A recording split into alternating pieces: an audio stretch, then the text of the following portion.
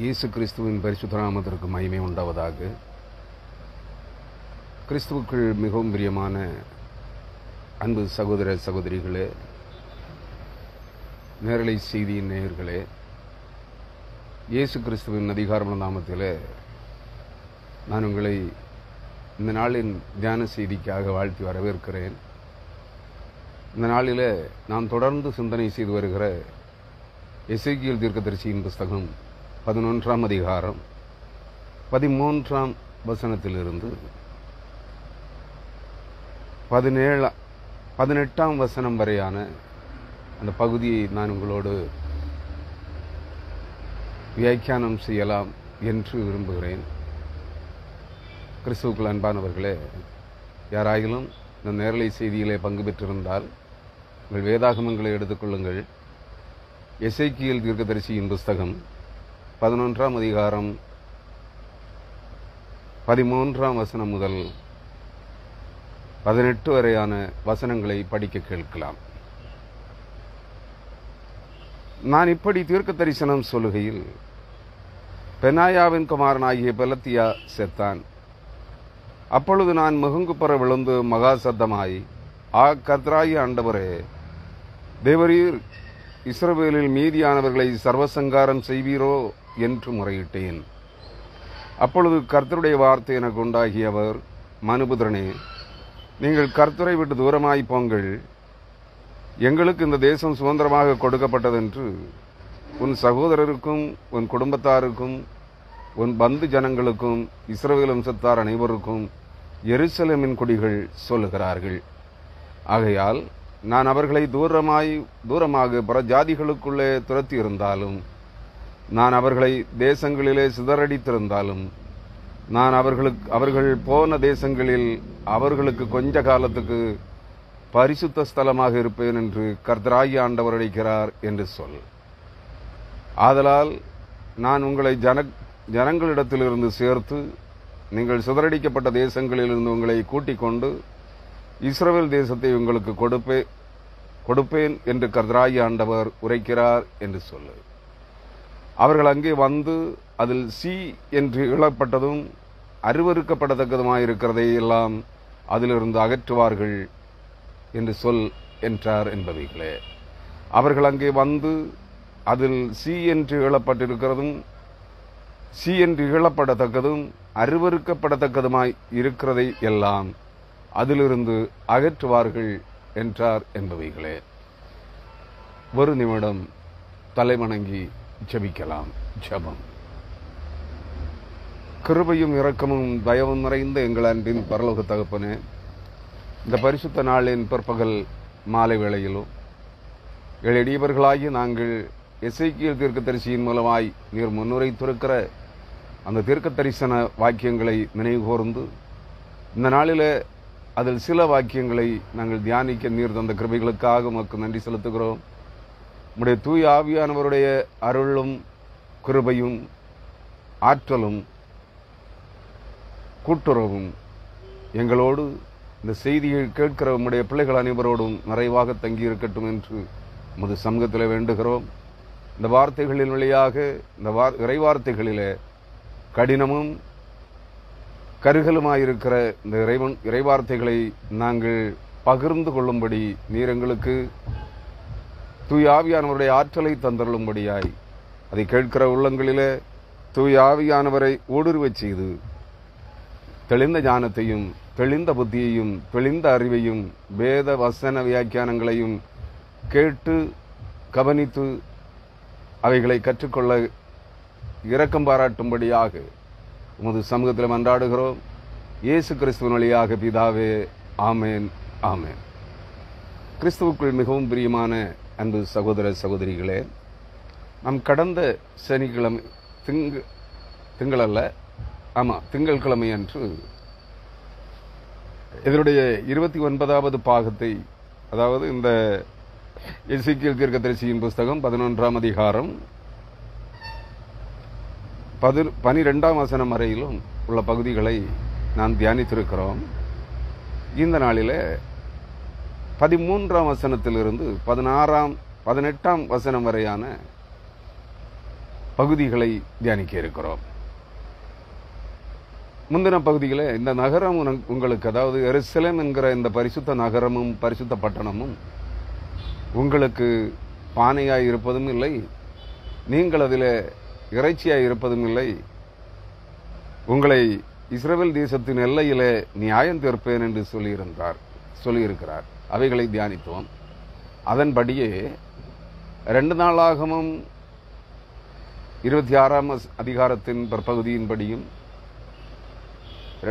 2 நாளாகமும் 33ஆம் அதிகாரத்தின் பிற்பகுதியின்படியும் 2 ராஜாக்கள் 26ஆம் அதிகாரத்தின் பிற்பகுதியின்படியும் சுமார் 60 முதல் 70 பேர் வரையிலான அந்த பெலத்தியா 25 புருஷர்களிலே எருசலேம் தேவாலயத்தின் கிழக்கு வாசல் அடைக்குள்ளே கூட்டம் கூடியிருந்து இந்த நகரம் பானை, இந்த நகரம் நாங்கள் அதில் உள்ள இறைச்சி என்று சொல்லிக் கொண்டிருந்த அந்த 25 புருஷர்களிலே அவர்களோடு சேர்ந்த இன்னும் சுமார் 70 பேர் எருசலேமிலிருந்து சிறைபிடிக்கப்பட்டு ஆமாத் தேசத்தில் உள்ள ரிப்லா என்கிற இஸ்ரவேலின் எல்கையிலே பாபிலோன் ராஜாவாகிய பாபிலோன் நேபுகாத்நேச்சாரால் கொலை செய்யப்பட்டார்கள் என்று அந்த வேத வாக்கியங்களிலே நாம் படித்திருக்கிறோம். அதான் அவர்களுக்கு அருளப்பட்ட நியாய தீர்ப்பாக இருந்தது. கிறிஸ்துவுக்குள் அருமையானவர்களே, இந்த காரியங்களை எல்லாம் கேட்டு மேற்கண்ட வசனங்களை எசேக்கியேல் தீர்க்கதரிசி அங்கே தீர்க்க தரிசனம் சொல்லிக் கொண்டிருக்கிற போதே அந்த தீர்க்க தரிசனம் சொல்கையில் பெனாயாவின் குமாரனாகிய பெலத்தியா செத்தான். இவன் இஸ்ரவேல் ஜனங்களின் பிரபுக்களிலே ஒருவனாக இருந்தான். தீர்க்க தரிசனம் உரைத்துக் கொண்டிருக்கிற அந்த நேரத்திலேயே பெலத்தியா இவர்கள் அனைவரும் தேசத்தின் எல்லையிலே சாகடிக்கப்படுவார்கள் என்பதற்கு அடையாளமாய் பெனாயாவின் குமாரனாகிய பெலத்தியா தேவாலயத்திற்குள்ளேயே செத்தான். அப்பொழுது நான், அதாவது எசேக்கியேல், முகங்குப்புற விழுந்து மகா சத்தமாய், கர்த்தராகிய ஆண்டவரே, தேவரீர் இஸ்ரவேலில் மீதியானவர்களை சர்வசங்காரம் செய்வீரோ என்று முறையிட்டேன். தீர்க்க தரிசனம் உரைத்துக் கொண்டிருக்கிற போதே 25 புருஷர்களில் ஒருவனாகிய பிரதானியாகிய பெலத்தியா செத்ததை கண்டு எசேக்கியேல் விசனமடைந்து வருத்தம் கொண்டு கலக்கமடைந்து மகா சத்தமிட்டு, கர்த்தராகிய ஆண்டவரே, தேவரீர் இஸ்ரவேலிலே மீதியாயிருக்கிற அனைவரையும் கொன்று போடுவீரோ, அழித்து போடுவீரோ என்று முறையிட்டு சத்தமிட்டு ஜெபிக்கிறான், விண்ணப்பம் செய்கிறான். அப்பொழுது கர்த்தர் அவனுக்கு பதில் சொல்லுகிறார். 14ஆம் வசனம், அப்பொழுது கர்த்தருடைய வார்த்தை எனக்கு உண்டாகியவர் 15ஆம் வசனம், மனுபுத்திரனே, நீங்கள் கர்த்தரை விட்டு தூரமாய் போங்கள், எங்களுக்கு இந்த தேசம் சுதந்திரமாக கொடுக்கப்பட்டதென்று உன் சகோதரருக்கும் உன் குடும்பத்தாருக்கும் உன் பந்து ஜனங்களுக்கும் இஸ்ரவேல் வம்சத்தார் அனைவருக்கும் எருசலேமின் கொடிகள் சொல்லுகிறார்கள். யார் இந்த எருசலேமின் கொடிகள்? இந்த வசனம் ஒரு இன்டைரக்ட் பேசிவ் வாய்ஸாக இருக்கிறது, தலைகீழாக சொல்லப்பட்டது போல் இருக்கிறது. கிறிஸ்துவுக்குள் அன்பானவர்களே, இந்த வசனத்தை நான் படிக்கிறேன் ஒரு முறை. மனுபுத்திரனே, நீங்கள் கர்த்தரை விட்டு தூரமாய் போங்கள். மனுபுத்திரனே என்று எசேக்கியேலை தேவன் அழைக்கிறார். அழைத்துவிட்டு சொல்லுகிறார், நீங்கள் கர்த்தரை விட்டு தூரமாய் போங்கள், எங்களுக்கு இந்த தேசம் சுதந்திரமாக கொடுக்கப்பட்டது என்று உன் சகோதரருக்கும் உன் குடும்பத்தாருக்கும் உன் பந்து ஜனங்களுக்கும் இஸ்ரவேல் வம்சத்தார் அனைவருக்கும் எருசலேமின் கொடிகள் சொல்லுகிறார்கள். எருசலேமில் நேபுகாத்நேச்சாரால் சிறைபிடிக்கப்பட்டு அந்நிய தேசத்திற்கு கொண்டு செல்லப்படாத, சிறை கைதிகளாக கொண்டு செல்லப்படாத, அந்நிய தேசங்களிலே சிதறடிக்கப்பட்டு ஓடி போயிராத மீந்திருக்கிற இஸ்ரவேலின் ஜனங்கள், எருசலேமில் இருக்கிறவர்கள் சொல்லுகிறார்களாம், நீங்கள் கர்த்தரை விட்டு தூரமாய் போங்கள். எங்க சிதறடிக்கப்பட்டவர்கள் எல்லாம் தூர தேசங்களிலே சிதறடிக்கப்பட்டு அகதிகளாய் வாழ்ந்து கொண்டிருக்கிற அனைவரும், இஸ்ரவேலர்களும் யூதர்களுமான அனைவரும், இஸ்ரவேலரும் லேவியரும் ஆசாரியரும் யூதருமான அனைவரும், நீங்கள் உங்கள் கர்த்தரை விட்டு தூரமாய் விலகி செல்லுங்கள் என்று சொல்கிறார்களாம். எங்களுக்கு இந்த தேசம் சுதந்திரமாக கொடுக்கப்பட்டது என்று, அதாவது மீந்திருக்கிற பாபிலோன் ராஜாவாகிய நேபுகாத்நேச்சாரும் அவனுடைய சேனாதிபதியாகிய நெபுசாரதானும் பாபிலோனின் யுத்த சேனைகளும் அடங்கிய கூட்டத்தால் சிறைபிடிக்கப்பட்டு சிறை கைதிகளாக பாபிலோனுக்கு கொண்டு செல்லப்பட்டவர்களும், சிதறடிக்கப்பட்டு வெவ்வேறு தேசங்களிலே சிதறி ஓடிப்போனவர்களும் இருக்கிற ஜனங்களுக்கு அல்ல, அவன் மீதியாய் விட்டு வைத்திருக்கிற இஸ்ரவேலிலே எருசலேமிலே விட்டு சென்றிருக்கிற அனைவர் கூட்டம் மக்கள், ஏழைகள். அந்த ஏழைகளான ஒரு கூட்டம் இஸ்ரவேல் ஜனங்களுக்கு இஸ்ரவேல் தேசம் எங்களுக்கு சொந்தமாக கொடுக்கப்பட்டிருக்கிறது. ஆகவே நீங்கள் இனி இங்கே வருவதில்லை, நீங்கள் எல்லாம் கர்த்தரை விட்டு தூரமாய் விலகி ஓடுங்க, விலகி போங்கள், கர்த்தருடைய சமூகத்தை விட்டு தூரமாய் விலகி போங்கள், இந்த தேசம் எங்களுக்கு சொந்தமாய் கொடுக்கப்பட்டது என்று உன் சகோதரருக்கும், அதாவது ஆசாரியர்களுக்கும் லேவியர்களுக்கும், இவன் பூசியின் குமாரனாகிய எசேக்கியேல் ஆசாரியனாயும் தீர்க்கதரிசியாயும் இருக்கிறான், உன் சகோதரருக்கும் என்று எசேக்கியேலுக்கு சொல்லப்படுகிறது என்றால், லேவியர்களும் ஆசாரியர்களுமாயிருக்கிற எசேக்கியேலின் சகோதரருக்கும், உன் குடும்பத்தாருக்கும், ஆசாரிய குடும்பத்தின் ஜனங்கள் அனைவருக்கும், லேவி குடும்பத்தின் மக்கள் அனைவருக்கும், உன் பந்து ஜனங்களுக்கும், இவர்கள் பெண் கொண்டு பெண் கொடுத்து ஆசாரிய வம்சமும் லேவி வம்சத்தாரும் ஏனைய இஸ்ரவேலின் 12 கோத்திரங்களிலே பெண் எடுத்தும் பெண் கொடுத்தும் இருப்பார்கள். அப்படி இருக்கிற பந்து சொந்த ஜனங்களுக்கும் உறவினர்களுக்கும் இஸ்ரவேல் வம்சத்தார் அனைவருக்கும் இஸ்ரவேலிலே சிதறி இருக்கிற சிறைப்பட்டு போயிருக்கிற அனைத்து ஜனங்களையும் பார்த்து, எருசலேமிலே வாசம் பண்ணுகிற சிறைபிடிக்கப்பட்டு சிதறடிக்கப்படாத, சிதறடிக்கப்பட்டு போகவும் செய்யாத, சிறைபிடிக்கப்பட்டும் கொண்டு போகப்படாத மீதியாயிருக்கிற இஸ்ரவேல் ஜனங்கள் இந்த வார்த்தைகளை பயன்படுத்துகிறார்கள் என்று சொல்லுகிறார்.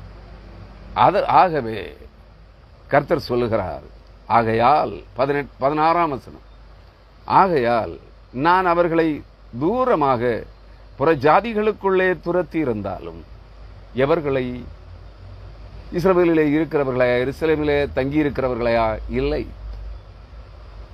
இஸ்ரவேலிலே தங்கியிருக்கிற மீதியாயிருக்கிற ஜனங்கள் தான் எருசலேமிலிருந்து சொல்லுகிறார்கள். அவர்களுடைய பிரதிநிதித்துவ மூப்பர்கள் தான் இந்த 25 புருஷர்கள். அங்கு தங்கியிருக்கிற அனைத்து ஜனங்களும் மீதமாய் விட்டு செல்லப்பட்டிருக்கிற, எருசலேமிலும் இஸ்ரவேல் தேசத்திலும் மீதி இருக்கிற இஸ்ரவேல் ஜனங்களுடைய பிரதிநிதித்துவ மூப்பர்கள் தான் 25 புருஷர் எருசலேம் தேவாலயத்தின் கிழக்கு வாசல் நடைக்குள்ளே அமர்ந்து கூட்டங்கூடி இந்த தேசம் பானை, இந்த நகரம், இந்த பட்டணம் பானை, நாங்கள் அதில் உள்ள இறைச்சி என்று சொன்னவர்கள். நன்றாக நினைவில் வைத்துக் கொள்ளுங்கள். ஆகையால் நான் அவர்களை தூரமாய் புறஜாதிகளுக்குள்ள, எவர்களை?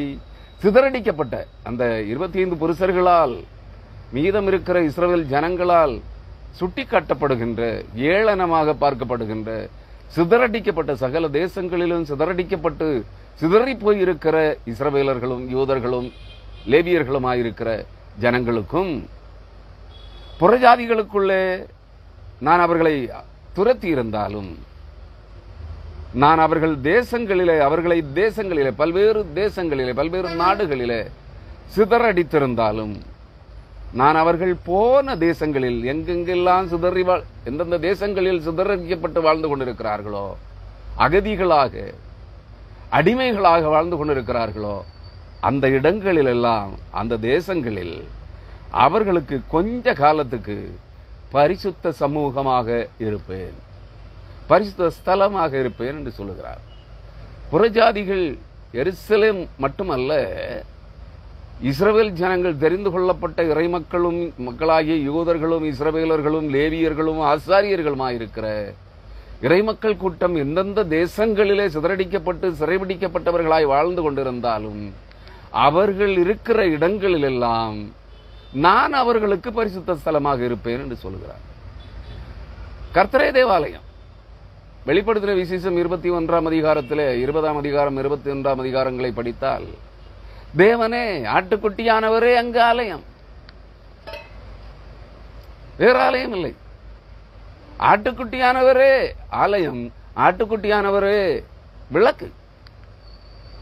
இங்கு சொல்லுகிறார், நானே அவர்கள் சிதறடிக்கப்பட்டிருக்கிற தேசங்களிலே, அவர்கள் சிறைப்பட்டிருக்கிற தேசங்களிலே நானே கர்த்தராகிய நானே அவர்களுக்கு பரிசுத்த வாசஸ்தலமாக இருப்பேன் என்று சொல்லுகிறார். நாம் ஒரு வசனத்தை எப்போதும் பயன்படுத்துவோம் இல்லையா? அநேகர் கார்களிலே வாகனங்களிலே முன்னே எழுதியிருப்பார்கள், என் சமூகம் உனக்கு முன்பாக செல்லும் என்று. நன்றாக புரிந்து கொள்ளுங்கள். அதாவது அவர் போகிற இடங்களிலே கர்த்தருடைய பிரசன்னம் அவர்களுக்கு முன்பாக சென்று கொண்டிருக்கிறது என்று பொருள். கர்த்தருடைய சமூகம் என்றால் கர்த்தருடைய பரிசுத்த ஸ்தலம். கர்த்தருடைய பரிசுத்த ஸ்தலம் தான் கர்த்தருடைய வாசஸ்தலம், கர்த்தருடைய வாசஸ்தலம் தான் கர்த்தருடைய பரிசுத்த ஸ்தலம். கர்த்தருடைய சமூகமும் அதுவே. கர்த்தருடைய, அதான் அந்த வசனங்களை எழுந்து கொள்கிறார்கள். லார்ட் வில் கோ,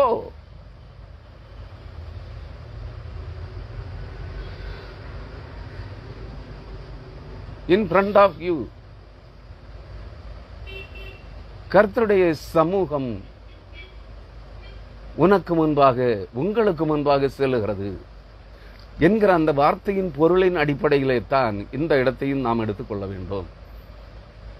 அதனால்தான் அவர்கள் போன இடங்களிலெல்லாம் சிதறடிக்கப்பட்ட அனைத்து பகுதிகளிலும், வாழ்ந்து கொண்டிருந்த அனைத்து தேசியங்களிலும், இந்தியா உட்பட, இந்து தேசம் உட்பட எத்தியோப்பியா வரையான 127 நாடுகளிலே இஸ்ரவேலர்கள், யூதர்கள், லேவியர்கள், ஆசாரியர்கள் சிதறடிக்கப்பட்டிருந்தார்கள். அது வரலாற்று உண்மை.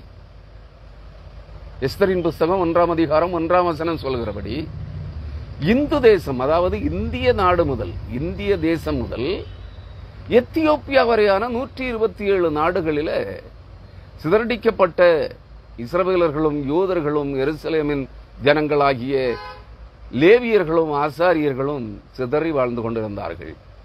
எங்கெல்லாம் அவர்கள் சிதறி வாழ்ந்து கொண்டிருக்கிறார்களோ, இருந்தார்களோ, எங்கெல்லாம் சிதறி வாழ்ந்து கொண்டிருக்கிறார்களோ அங்கெல்லாம் அவர்கள் எருசலேம் பரிசுத்த ஸ்தலமாகிய, பரிசுத்த நகரமாகிய எருசலேமுக்கு ஒப்பாக ஒரு சினகாக், ஒரு ஜெப ஆலயத்தை கட்டியிருப்பார்கள். இந்திய தேசத்திலும் எனக்கு தெரிந்து சுமார் 3 இடங்களிலே யூதர்களுடைய சினகாக் இருக்கிறது, ஜெப ஆலயம். ஒன்று நம்முடைய அருகாமை மாநிலமான கேரளத்திலே எர்ணாகுளம் ஐலாண்ட், எர்ணாகுளம் கடலுக்குள்ளே ஒரு தீவு திடல் இருக்கிறது. படகிலே தான் செல்ல வேண்டும். எர்ணாகுளம் ஐலாண்டுக்குள்ள யூதர்கள் வாழ்ந்த ஒரு பட்டணம் இருக்கிறது. அங்கே யூதர்களுடைய வழிபாட்டு ஸ்தலமாகிய கர்த்தருடைய பரிசுத்த வாசஸ்தலமாகிய ஒரு சினகாக், ஜூயிஷ் சினகாக் ஒன்று இருக்கிறது. யூத வழிபாட்டு தலம் ஒன்று இருக்கிறது, ஜெப ஆலயம்.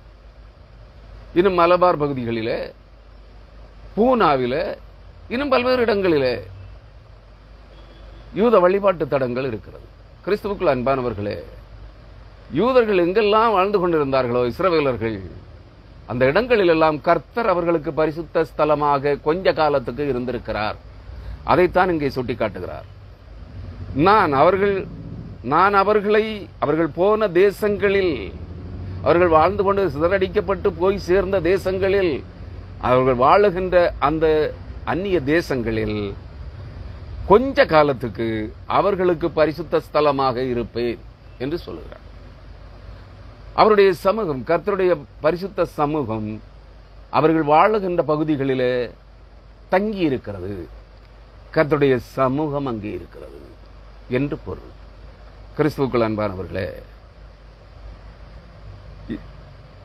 பரிசுத்த ஸ்தலமாக கொஞ்ச காலத்துக்கு நான் இருப்பேன் என்று அவர்களோட சொல் என்று ஆண்டவர் உரைக்கிறார் என்று சொல்.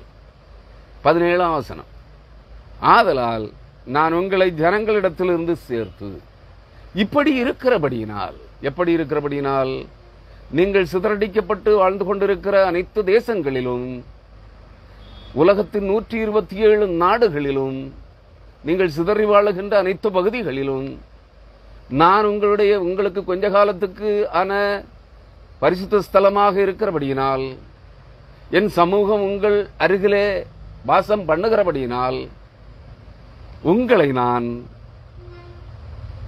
ஜனங்களிலிருந்து, சிதறடிக்கப்பட்டிருக்கிற அந்நிய தேசத்து ஜனங்கள் நடுவில் இருந்து சேர்த்து, நீங்கள் சிதறடிக்கப்பட்ட தேசங்களிலிருந்து உங்களை கூட்டிக் கொண்டு வருவேன் என்று சொல்லுகிறார். எங்கே?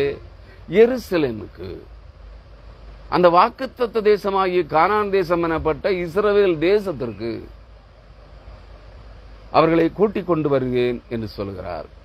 இதே நிலைப்பாட்டில் இன்று உலகமெங்கிலும், இந்தியாவிலும் இயேசு கிறிஸ்துவின் ரத்தத்தினால் மீட்டெடுக்கப்பட்டு கிறிஸ்துவின் சமூகத்தில் விசுவாசிகளாக, உத்தம இறை நம்பிக்கையாளர்களாக வாழ்ந்து கொண்டிருக்கிற அந்நிய தேசங்களிலே வாழுகிறவர்களைப் போல நம் நாட்டிலும் சொல்லுகிறார்கள்.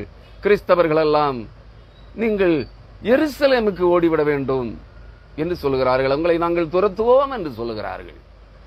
இஸ்லாமியர்களை அரபு தேசங்களுக்கு துரத்துவோம் என்று சொல்லுகிறார்கள். கிறிஸ்தவர்களை இஸ்ரவேல் தேசத்திற்கு துரத்துவோம் என்று சொல்லுகிறார்கள். அந்த வகையிலும் நாம் எல்லாம் அந்நியர்கள் இந்த தேசத்திலே, அவர்களுடைய வாக்கின்படி. ஆனால் நாம் அந்த தேசத்தின் அந்நியர்கள் அல்ல, இந்த தேசத்தின் உரிமை குடிகள். இதை அவர்கள் மறந்து விட்டார்கள். எந்த நிலைப்பாட்டில் எடுத்தாலும் கிறிஸ்தவர்களாகி நாம் இந்த உலகத்திலே பரதேசிகளைப் போல வாழுகிறோம். நாம் வாய்களையே பாடுகிறோம், இவ்வுலகத்திலே நாங்கள் பரதேசிகள், எங்கள் குடியிருப்பு பரலோகத்தில் இருக்கிறது என்று சொல்லுகிறோம். ஆம் அருமையானவர்களே, நம்முடைய நிலையான குடியிருப்பு பரலோகத்தில் இருக்கிறது. நாம் பரலோகவாசிகளாய் தெரிந்து கொள்ளப்பட்டிருக்கிறபடியினால், பரலோகவாசிகள் ஆக்கப்படும்படியாய், பரிசுத்தவான்களாக மாற்றப்படும்படி தெரிந்து கொள்ளப்பட்டிருக்கிறபடியினால், நாம் இந்த தேசத்திலே, இந்த உலகத்திலே, இந்த பூமியிலே பரதேசிகளே. நாம் நம்முடைய நித்தியமான குடியிருப்பு, நிலையான குடியிருப்பு பரலோகத்தில் இருக்கிறது.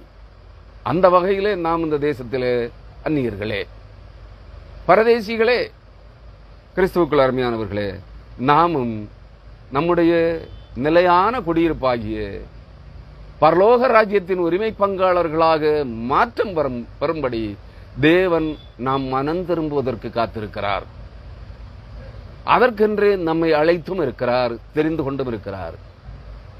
1 பேதுரு 1ஆம் அதிகாரம் 2ஆம் வசனம் அதைத்தான் சுட்டிக்காட்டுகிறது. பிதாவாகிய தேவனுடைய முன் அறிவின்படியே பரிசுத்த ஆவியானவருடைய பரிசுத்தமாக்குதலுக்கும், பரிசுத்த ஆவியானவராலே நாம் பரிசுத்தமாக்கப்படுவதற்கும், சத்திய வசனங்களுக்கு கீழ்ப்படுகிறதற்கும், கிறிஸ்துவின் ரத்தம் தெளிக்கப்படுவதற்கென்று தெரிந்து கொள்ளப்பட்ட பரதேசிகள் நாம். நாம் யார்? இந்த பூமிக்கு சொந்தக்காரர்கள் அல்ல, பரலோகவாசிகள் ஆக்கப்படும்படியாக தேவன் தெளிக்கப்பட போகிற இயேசு கிறிஸ்துவின் ரத்தத்தினால் நம்மை பரிசுத்தமாக்கும்படியாய், நம்மை பரிசுத்தவான்கள் ஆக்கும்படியாய், சத்திய வசனத்திற்கு கீழ்ப்படிந்து வாழுகிறவர்களாய் வாழும்படி நம்மை தெரிந்து கொண்டிருக்கிறார், நம்மை அழைத்திருக்கிறார். ஆகவே நாம் பரலோக ராஜ்யத்திற்கு உரியவர்களாய், பரலோகவாசிகளாய் இருக்கும்படி தெரிந்து கொள்ளப்பட்டு அழைக்கப்பட்டவர்களாய் இருக்கிறபடியினால் நாம் இந்த தேசத்திலே பரதேசிகளே, அந்நியர்களே. ஆகவே நம்மையும் அவர் சேர்த்து கொண்டு, கூட்டி சேர்த்து, வாக்குத்தத்தம் பண்ணப்பட்ட பரலோக ராஜ்யமாகிய நம்முடைய நிரந்தரமான குடியிருப்பாகிய பரலோக ராஜ்யத்திற்கு நம்மை கூட்டி சேர்ப்பார். இதற்கு அடையாளமாகத்தான் இங்கே சொல்லுகிறார், நீங்கள் உலகத்தின் 127 நாடுகளிலே இஸ்ராயேலர்களாகிய நீங்கள், தெரிந்து கொள்ளப்பட்ட இறைமக்களாகிய நீங்கள் சிதறடிக்கப்பட்டிருந்தாலும் அந்த இடங்களில் நான் உங்களுக்கு, என் சமூகம் உங்களுக்கு முன்பாக செல்லும். அந்த இடங்களிலெல்லாம் நான் உங்களுக்கு கொஞ்ச காலத்துக்கு பரிசுத்த ஸ்தலமாக இருப்பேன். அங்கிருந்து நான் உங்களை சுத்திகரித்து கூட்டி சேர்த்து இயேசு கிறிஸ்து ரத்தம் தெளிக்கப்படும் காலத்திலே நான் சிதறடிக்கப்பட்ட அனைத்து ஜனங்களையும் அவரவர் சொந்த தேசங்களுக்கு, சொந்த இடங்களுக்கு திரும்பி வர பண்ணுவேன் என்று சொல்லுகிறார். கிறிஸ்துவுக்குள் அன்பானவர்களே, விசுவாசிக்கிறீர்களா? விசுவாசித்தால் அந்த மேன்மையை காண்பீர்கள். அவர் உங்களை பரலோகவாசிகளாக மாற்றுவார். எருசலேமின் குடிமக்களாக மாற்றுவார். வாழ்வுரிமையை இழந்தவர்களாக இருக்கலாம், ஆனால் வாழ்வுரிமையை திரும்ப தருவார். நம்முடையவைகளை, உங்களுக்கென்று நியமிக்கப்பட்டவைகளை தங்களுடையதாக அபகரித்துக் கொண்டவர்களை ஓட ஓட துரத்தி அவர்களால் அபகரிக்கப்பட்டவைகளை மீட்டு உங்களுக்கு திருப்பி தருவார். சர்வ நிச்சயமாக இதை கர்த்தர் செய்வார், செய்ய போகிறார் என்பதை மறந்து விடாதீர்கள். ஆகவே கொஞ்ச காலத்துக்கு உங்களுக்கு வேதனைகளும் அடிமைத்தனமும் சிறையிருப்பும் உபத்திரவங்களும் அனுமதிக்கப்பட்டிருக்கிறது. உபத்திரவங்களிலும் வியாதிகளிலும் துன்பங்களிலும் சத்துருக்களின் சதிமோசங்களிலும் பிசாசின் உபத்திரவங்களிலும் சிக்கி சின்னாபின்னமாகி கொண்டிருக்கிற அன்பு இறைமக்களே, விசுவாசியுங்கள். கொஞ்ச காலம் இந்த உபத்திரவம் நமக்கு அனுமதிக்கப்பட்டிருக்கிறது. சோர்ந்து போகாதிருங்கள். கொஞ்ச காலத்திற்குள்ளே இந்த உபத்திரவம், இந்த சிறையிருப்பு, இந்த அடிமைத்தன நுகத்தடிகள் உங்களை விட்டு எடுபட்டு போம். உங்களை அடிமைப்படுத்தினவர்கள் உங்களுக்கு அடிமையாக்கப்படுவார்கள். உங்களுக்கு உரியவைகளை அபகரித்தவர்கள் அவைகளை விட்டு ஓட ஓட துரத்தப்படுவார்கள். உங்கள் குடியிருப்புகள் உங்களுக்கு திரும்ப கொடுக்கப்படும் என்பதை கர்த்தர் வாக்குத்தத்தமாக சொல்லுகிறார். கிறிஸ்துவுக்குள் அருமையானவர்களே, நான் கொஞ்ச காலத்துக்கு, ஆதலால் நான் உங்களை ஜனங்களிடத்திலிருந்து சேர்த்து நீங்கள் சிதறடிக்கப்பட்ட தேசங்களிலிருந்து உங்களை கூட்டிக் கொண்டு வந்து இஸ்ரவேல் தேசத்தை உங்களுக்கு கொடுப்பேன். வாக்குத்தத்தம் பண்ணப்பட்ட கானான் தேசமாகிய நித்திய கானானை, பரலோக ராஜ்யத்தை உங்களுக்கு கொடுப்பேன். இஸ்ராயேலர்களாக இருந்து சிதறடிக்கப்பட்டவர்களே, நீங்கள் பரலோக ராஜ்யவாசிகளாய் மாற்றப்படும் முன்பு உங்களை கர்த்தர் எருசலேமின் குடிமக்களாய் திரும்பவும் கூட்டி சேர்ப்பேன் என்று சொல்லுகிறார். இஸ்ரவேல் தேசத்தை உங்களுக்கு கொடுப்பேன் என்று கர்த்தராகிய ஆண்டவர் உரைக்கிறார் என்று சொல்லு. 18ஆம் வசனம். அவர்கள் அங்கே வந்து அதில் சீ என்று இகழப்பட்டதும் இகழப்படத்தக்கதும் அருவருக்கப்படத்தக்கதுமாயிருக்கிறவைகளை எல்லாம் அதிலிருந்து அகற்றுவார்கள். அவர்கள் தாங்கள் சிதறியிருக்கிற சகல தேசங்களிலும் இருந்து இஸ்ரவேல் தேசத்திற்கு வருவார்கள். பயப்படாதிருங்கள். இஸ்ரவேல் தேசத்திலே ஹமாஸ் தீவிரவாத இயக்கத்தினருக்கும் அவர்களுக்கு துணை நிற்கிற வடகொரியா, ஈரான், அரபு நாடுகளுக்கும், சிரியா முதல் உள்ளிட்ட நாடுகளுக்கும், லெபனான், சிரியா, வடகொரியா, ஈரான் முதலான நாடுகளுக்கும் அவர்களுடைய தயவிலே இயங்கிக் கொண்டிருக்கிற ஹமாஸ் தீவிரவாதிகளுக்கும், இசபுல்லா தீவிரவாதிகளுக்கும், இஸ்ரவேலருக்கும், இஸ்ரவேல் தேசத்திலே யுத்தம் நடந்து கொண்டிருக்கிறதே என்று கலங்கி போகாதிருங்கள். ஒரு கோதுமை மணியும் கீழே விழாது. அந்த தேசம் சுத்திகரிக்கப்படுகிறது. இந்த இறைவார்த்தைகளின்படி பார்த்தால் இஸ்ரவேல் தேசம் சுத்திகரிக்கப்படுகிறது. இஸ்ரவேலருக்குள்ளும் தீயவர்கள் இருக்கிறார்கள். இஸ்ரவேலர்களுக்கு எதிராக எதிர்த்து நிற்கிறவர்களும் உலகத்தில் இருக்கிற அனைத்து தீவிரவாதிகளாகிய தீயவர்களும் பெலிஸ்தர்களாகிய ராட்சத புத்திரர்கள் எதிர்த்து நிற்கிறார்கள். அவர்களுக்கு உலகத்தின் பல நாடுகள் உதவி செய்து கொண்டிருக்கிறது. கிறிஸ்துவுக்குள் அருமையானவர்களே, அந்த இஸ்ரவேல் தேசம் சுத்திகரிக்கப்படுகிறது. இங்கே சொல்லுகிறார், அவர்கள் அங்கே வந்து அதில் சீ என்று இகழப்படத்தக்கதும் அருவருக்கப்படத்தக்கதுமாயிருக்கிறதை எல்லாம் அதிலிருந்து அகற்றுவார்கள்.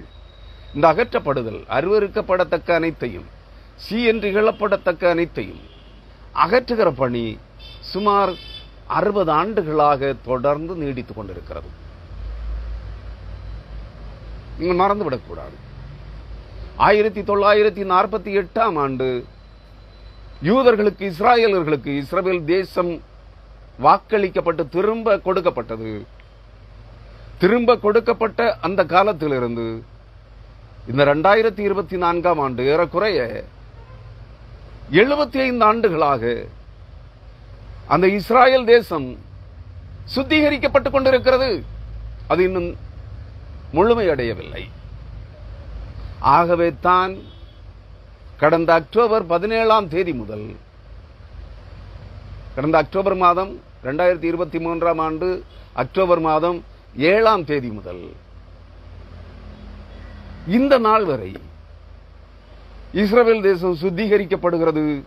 அதிலே சி என்று இழப்படத்தக்கதும் சி என்று இழப்படத்தக்க இஸ்ரவேலர்களும் அருவருக்கப்படத்தக்கதுமாயிருக்கிறதெல்லாம் அந்நிய ஜனங்களாகிய பெலிஸ்தியர்களாகிய ராட்சத புத்திரர்களின் சேனைகளாகிய பெலிஸ்தியர்களின் கூட்டமாகிய ஹமாஸ் தீவிரவாத இயக்கத்தினரும் இசபுல்லா தீவிரவாத இயக்கத்தினரும் அழிக்கப்பட்டுக் கொண்டிருக்கிறார்கள்.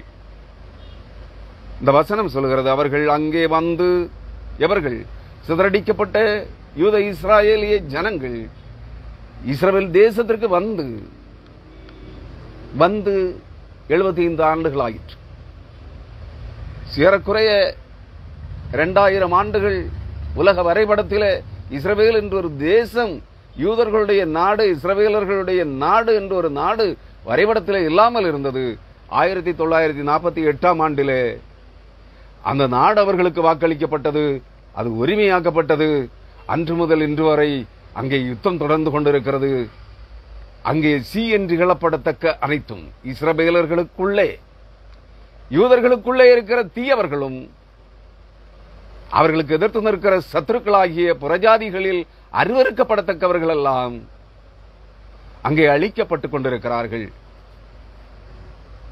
சி என்று இழப்படத்தக்கதும் அருவருக்கப்படத்தக்கதுமாயிருக்கிறதையெல்லாம் அதிலிருந்து, அந்த தேசத்திலிருந்து, எருசலேமிலிருந்து, எருசலேம் பட்டணத்திலிருந்து, இஸ்ரவேல் தேசத்திலிருந்து அகற்றுவார்கள்.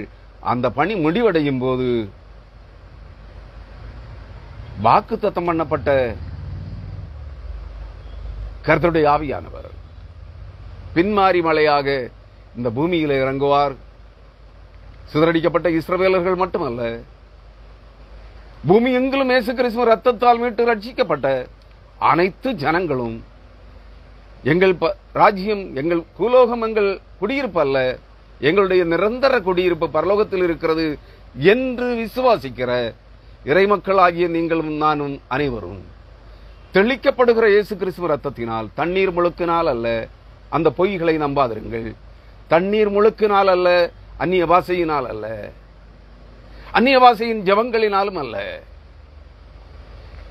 வாக்குத்தத்தம் பண்ணப்பட்ட இயேசு கிறிஸ்துவின் ரத்தம் தெளிக்கப்படுதலினாலும், அதோடு கூட பின்மாரி மழையாய் ஊற்றப்படுகிற பரிசுத்த ஆவியின் பின்மாரி மழையினாலும் நாம் பரிசுத்தமாக்கப்படுவோம். வாக்களிக்கப்பட்ட வாக்குத்தத்த தேசமாகிய இஸ்ரவேலுக்கு கொண்டு சேர்க்கப்படுவோம்.